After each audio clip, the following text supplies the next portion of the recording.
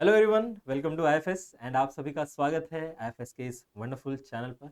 And आज हमारे साथ जुड़ चुके हैं और एक टॉपर जिन्होंने एलएस कैटेगरी से सीएसआर एग्जामिनेशन को क्वालिफाई किया है।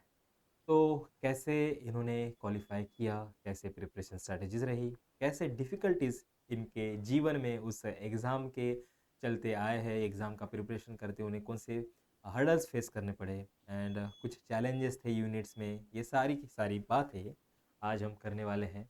बहुत इंटरेस्टिंग एक इंटरव्यू की तरह हम इसको कंडक्ट करेंगे। और इन सारी इंटरव्यूज़ को कंडक्ट करने का मतलब ये नहीं है कि आईएफएस ने कितने रिजल्ट प्रोड्यूस किए, नो नॉट एट ऑल। हमको बस दिखाना है कि बहुत सारे डिफ़िकल्टीज होने के बाद भी लोग कितना परसिवरेंस के साथ, कितने ज़िद के साथ इस एग्ज़ाम को टारगेट करते हैं और क्वालिफाई भी करते हैं। तो ये सारी चीज़ें, ये थोड़ा एक मोटिवेशन आज हम आपको देना चाहते हैं। इसी के लिए ये सारे इंटरव्यूज़ हम कंडक्ट कर रहे हैं। हम में थोड़ा संदीप माहेश्वरी घुस चुके हैं, इसलिए हम ये इंटरव्यूज़ आप तक लाने की कोशिश कर रहे हैं। तो सबसे पहले आप अपना इंट्रोडक्शन दे दीजिए please. Hello everyone, I'm myself Anvesha Shukla and I'm a life science student. I have qualified LS from life science only. I had a all India rank of 66 and recently through IFS only I qualified GATE examination also of 2025. Uh, from GATE I am going to pursue my PhD and I have completed my master's last year from life science only. My specialization there was entomology, which is a part of zoology. So nice, wish you very all a nice. very good luck. And आपका masters life science से था, तो बहुत Yes, सारी similarities आपको CSR के syllabus में भी देखने को मिलती है। तो आप ये कह बिल्कुल सकते हो whatever कि is लाइफ साइंस के जो मास्टर्स के स्टूडेंट्स हैं उनको थोड़ा आसान जाता है सीएसआर का प्रिपरेशन करने के लिए। बिल्कुल, बिल्कुल, it's very easy because whatever we study in our graduation and masters, complete syllabus is that only. बस बात ये है कि जब हम ग्रेजुएशन और मास्टर्स करते हैं वो सारी चीज़ें हमारे सामने से जाती हैं, हम्म। बट हम कभी ध्यान नहीं देते हैं कि हाँ ये चीज़ इतनी इम्पोर्टेंट हो सकती है। पर जब हम प्रिपरेटरी फेज़ में आते हैं, पीवाईक्यूज़ देखते हैं और चीज़ों के थ्रू जाते हैं, क्लासेस देखते हैं, लेक्चर्स देखते हैं, तब रियलाइज़ होता है oh that was the part of my subject. उस टाइम मैंने स्किप कर दिया था कि चलो ठीक है, लीव दिस, रीड दिस। तो उस टाइम हम उतने सीरियस नहीं होते हैं। अदरवाइज अगर मास्टर्स भी regularly with what syllabus is given to us हम कर रहे हैं तो it's going to be very easy. Okay, फिर भी अगर मैं कहूँ कि लाइफ साइंस से जो बच्चे प्रिपेयर कर रहे हैं उनके लिए आसान होता है, बट इसके कॉन्ट्रास्ट में ऐसे कुछ यूनिट्स थे बहुत चैलेंजिंग थे कि इनके टॉपिक या फिर ये पूरे यूनिट ही चैलेंजिंग लगता था आपको। बिल्कुल सबका अपना स्पेसिफिक पॉइंट होता है तो सबका अपना स्पेसिफिक इंटरेस्ट भी होता है। उस हिसाब से चैलेंजिंग तो मेरे लिए when I started studying it was biochemistry which seems me very challenging but evolution on the other hand seems me very interesting in ecology. तो वो एक अलग फैक्ट है कि हाँ कुछ चैलेंजिंग है कुछ नहीं है। It's until and unless we are giving our 100% to that topic. When I joined IFAS and I started learning biochemistry through Casey sir, I started developing a keen interest in biochemistry, in developmental biology too. और जब पढ़ाई करा, जब पूरा एक 13 unit के concept को लिया तो फिर रियलाइजेशन हुआ कि कुछ टफ और कुछ हार्ड हैं, but they all are interlinked with each other. एक के एग्जैक्टली। बिना दूसरे का काम नहीं चलना है और if we are preparing for CSIR NET तब तो बिल्कुल भी नहीं चलना है। अब इन सीआरएसआर की अगर हम बात करें तो most of the concept are interdisciplinary, है ना, बहुत सारे यूनिट्स हाँ एक दूसरे के साथ इंटरलिंक्ड है। तो आप बस आपका बैकग्राउंड नॉलेज नहीं था इसकी वजह से आपको बायोकेमिस्ट्री हार्ड लगता था, या फिर उसमें कुछ ऐसे टर्म्स थी उसके लिए आपको हार्ड लगता इट वॉज नॉट लाइक कि बैकग्राउंड नॉलेज का इशू था। बेसिक नॉलेज बहुत अच्छी थी, इट वॉज जस्ट कि कभी इंटरेस्ट के साथ पढ़ा नहीं था? था। ओके। वो इंटरेस्ट के मेरे साथ पढ़ा नहीं था, इंटरेस्ट मतलब फील्ड में इंटरेस्टिंग नहीं आता था। एजुकेटर आपको नहीं मिला हो। हाँ, ये भी कह सकते हैं क्योंकि किसी भी चीज़ को इंटरेस्टिंग बनाने का काम उसका सब्जेक्ट टीचर करता है। And right. जब आप उस चीज़ में बहुत ज़्यादा इन्वॉल्व नहीं होते तो आपका इंटरेस्ट कहीं न कहीं चला जाता है। अगर CSIR के पॉइंट ऑफ व्यू से देखें तो CSIR इज़ बेसिकली अगर एक एग्ज़ाम्पल से मैं कह सकूँ तो एक मकान बनाने जैसा है। हम्म। और उसके 3 पार्ट हैं, जैसे घर बनाने में भी हमारे डिफरेंट डिफरेंट स्टेजेस होते हैं कि हमको ये करना वो करना है ऐसे। तो जो हमें बेस तैयार करना है वो हमारा सी सेक्शन है। If you have to qualify, किसी भी बच्चे को क्वालिफाई करना है तो जो हमारा बेस है वो है पार्ट सी। और पार्ट सी के बेस को तैयार करने के लिए जब तक हम इंटरडिसिप्लिनरी नॉलेज, लॉजिकल थिंकिंग नहीं रखेंगे तो केवल लर्निंग एबिलिटी पे पार्ट सी कभी भी क्वालिफाई नहीं होगा। तो इट इज़ लाइक कि you have to be interdisciplinary, you have to be logical thinking. और ऐसा कहा भी जाता है कि साइंस के स्टूडेंट का आँख नाक कान हर वक्त खुला ही रहता है। He has to search something new, something new, something new in everything. तो सी सेक्शन वही है। Nice, very nice. So what brings you towards the CSR examination? Brings me to us actually. This is a good question. I'm very keen to flourish my thoughts to people. When I was in my school time, and the debate and all occurs in school or in any state level competition like speech and all, I used to participate very eagerly. So at that time, my teacher used to say that you are going to be a good teacher or a good politician. तो politics तो कभी उतना fascinating लगा नहीं, but when I realised myself in my intermediate and my graduation, तब मुझे ऐसा realisation हुआ कि if you want to let the world know that what you think, what your sensitivity is for different kind of ideas, you have to be an educator. Because जितना influential एक educator होता है उतना influential और कोई profession नहीं होता है। यस। और मोर ओवर प्रोफेशन भी हम नहीं कहेंगे because it's my passion to teach. अगर कोई मुझे कह दे कि you have to be an I S officer for 2 days and you have to work like this, work like that, तो फिर मुझे लगेगा कि ये एक काम है मेरे ऊपर, बट मतलब this is a work that I have to do. But अगर कोई मुझे कह दे कि आज यहाँ जाके पढ़ाना है, so I will be very happy, I will be like चलो। मतलब वो टाइम कैसे बीतेगा ना, वो पता नहीं चलेगा। तो it's like it gives me Joy. और ज़िंदगी में वही काम करना चाहिए जिससे आपको खुशी मिले। So that's why. तो और टीचिंग असिस्टेंट एक ऐसा हाँ, प्रोफेशन भी है जो आपको हमेशा यंग रखता है, because you can always interact with young minds. Exactly, very very nice perspective to see your passion. बहुत अच्छे तरीके से आपने अपने पैशन को देखा है कि इससे मुझे क्या मिल सकता है, एंड आपने पैशन को ही अपना करियर बनाना चाहा। बहुत अच्छी बात है, मतलब आप उस सीएसआर एग्ज़ाम को क्रैक करके आपको एजुकेटर बनना है। ठीक है, तो हाँ बिल्कुल, I have to join teaching field at what level let's see, but I have to.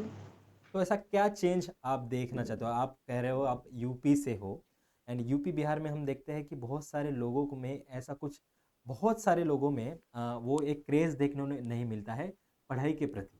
तो आप ऐसा क्या चेंज ला सकते हो कि लोग पढ़ना चाहेंगे? No, I don't agree to this point कि यूपी बिहार वाले पढ़ाई में इतना ज़्यादा वो नहीं होते, बिकॉज आई फील पढ़ाई means I am not talking about the any other examination, I am talking about the research, I am talking about the sciences, हाँ है ना? इस okay. What I must say, but civil gives a lot of power. Hmm. So civil is quite fascinating profession. सबको अच्छा लगता है कि they would be powerful, they would have their own kind of facilities and all. So civil can be fascinating for them. But as much as I see towards the research point of view, I don't find it like that, because we can say that it's a long term hmm. study to go in a research. Cracking any one day exam is an easy thing, but if I'm giving my example only, I cracked gate, I cracked CSIR net.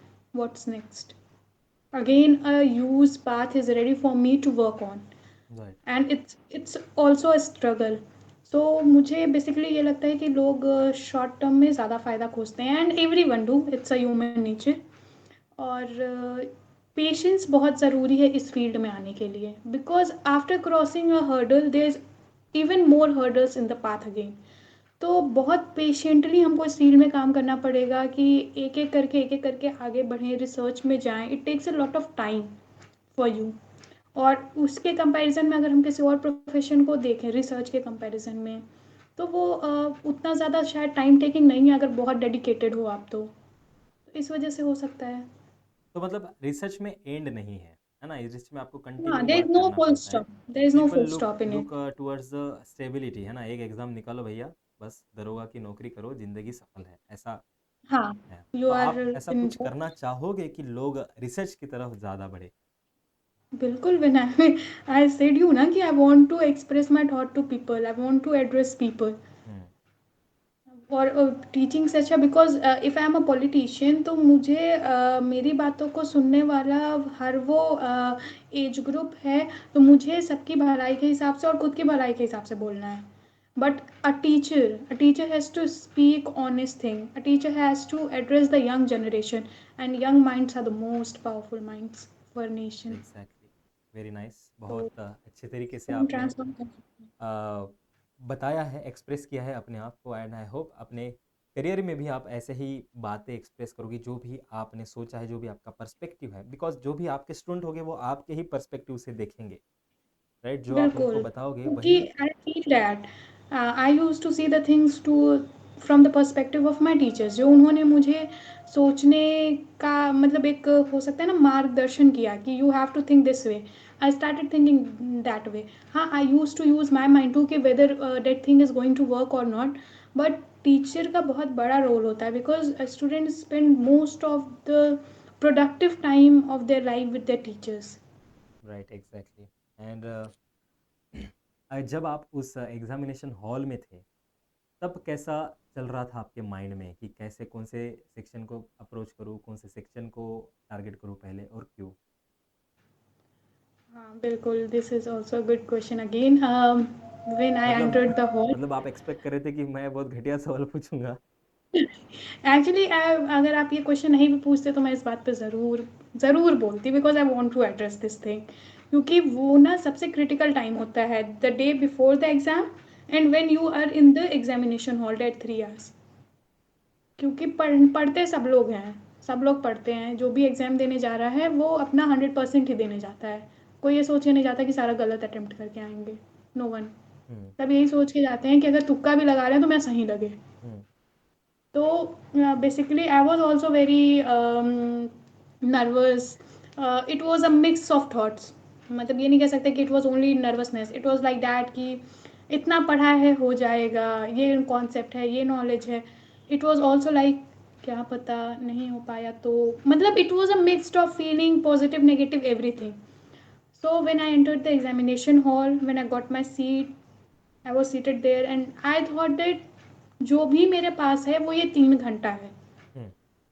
Now I don't have to think anything negative nor I have to think anything positive. This 3 hours is mine. I have to utilize it in the best way I can. और उसके बाद खुद से कोई regret भी नहीं रखना है. अगर हो गया तो फारवेल, अगर नहीं हुआ तो July is waiting for me. I have to work on it. यही स्ट्रैटेजी थी उस टाइम की. Don't think anything else, don't distract your mind. I was calm. I reached half an hour before to my seat, not the hall, to my seat. I was seated there half an hour before. I was very calm patiently. जिसको जो अच्छा लगता हो, like सबकी अपनी beliefs होते हैं. किसी को अपने मम्मी पापा को सोच के बहुत ज़्यादा हिम्मत मिलती है, किसी को ईश्वर को सोच के मिलती है, किसी को सबका अपना थॉट प्रोसेस है, वॉट एवर, किसी को मेडिटेशन करके मिलती है. आई was very calm. I sat peacefully. I was just thinking about God that patiently I was reciting the mantras which gave me peace. अब जिसको जो अच्छा लगता हो वो कर सकता है, वो उनका पॉइंट ऑफ व्यू है. एंड आई वॉज लाइक कि अब इसके बाद कोई रिग्रेट नहीं. New preparation again and hoping for the best. One more thing, before going to exam हर बच्चे का अपना एक स्ट्रैटेजी होता है कि मैं सी पार्ट को पहले करूँगा, ए पार्ट को पहले करूँगा, बी पार्ट को पहले करूँगा. That is their personal choice. उस पर I am not going to say anything. सबका अपना इंटरेस्ट होता है. मेरा ये था कि I have to attempt C and D.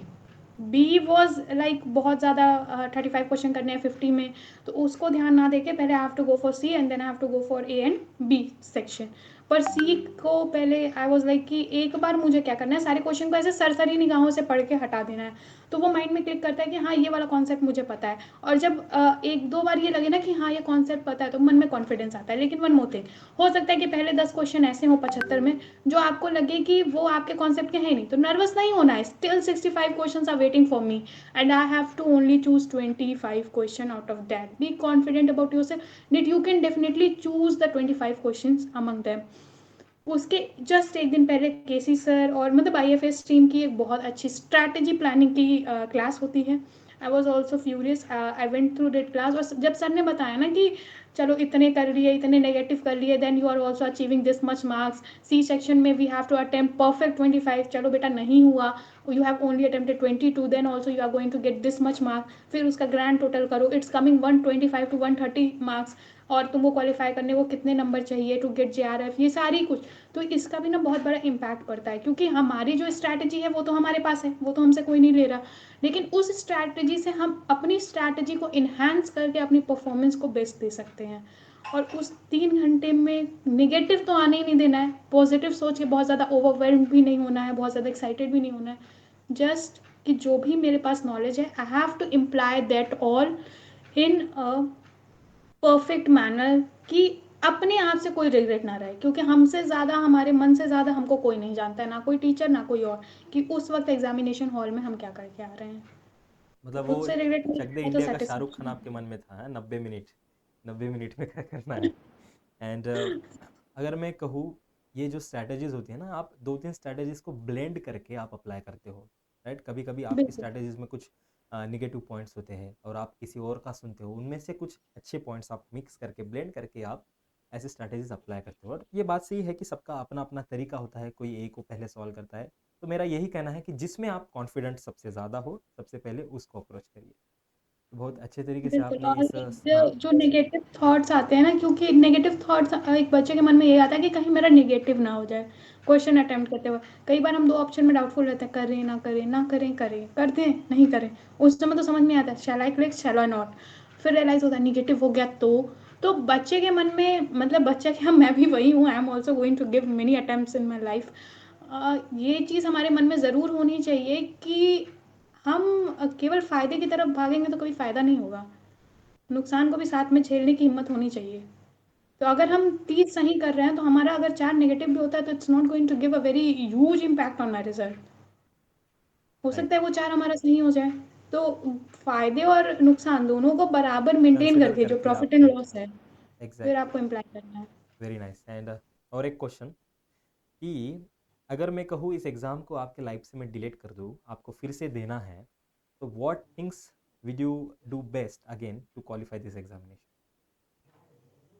अब तो बहुत आसान हो जाएगा ना, हम्म। Because when you achieve something it becomes very easy. Right. जब तक वो नहीं मिला होता है ना, तब तक वो बहुत टफ लगता है। जब तक मेरा गेट, लास्ट ईयर भी मेरा गेट 2024 भी मेरा क्वालिफाइड था, तो जब तक वो एग्ज़ाम नहीं हुआ था तो बहुत डर लगता था। But when I gave the exam, इस साल 2025 देने में मुझे उतनी ज़्यादा नर्वसनेस नहीं हुई थी। चलिए आपने डिलीट कर दिया, ओके। तो मैंने बोला ना कि मैंने वो 3 घंटे जब एग्ज़ाम दिया था, तो मैं ये सोच के बैठी थी कि no regrets, I am just giving my best. नहीं हुआ तो इट वॉज माई डेस्टिनी, चलो अब है ही नहीं, डिलीटेड है। So July is coming, prepare for it.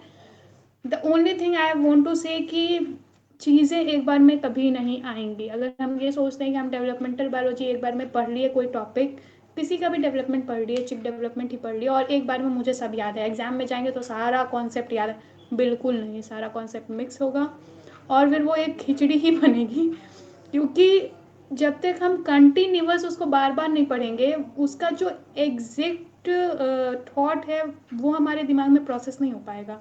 और कभी भी CSIR डायरेक्ट क्वेश्चन नहीं पूछेगा, कभी नहीं पूछेगा, क्योंकि पेपर का लेवल बहुत हाई है।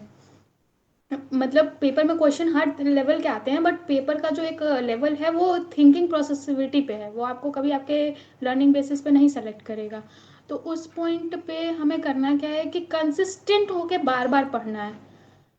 बार बार पढ़ने से भी कुछ नहीं होगा, चलो ये भी हटा दो। कंसिस्टेंट होके हम बार बार पढ़ रहे हैं कि हमने सारी नोट्स पढ़ लिए, सारा कॉन्सेप्ट पढ़ लिया, PYQ नहीं लगाया तो भी नहीं होगा, क्योंकि PYQ helps us to think that way.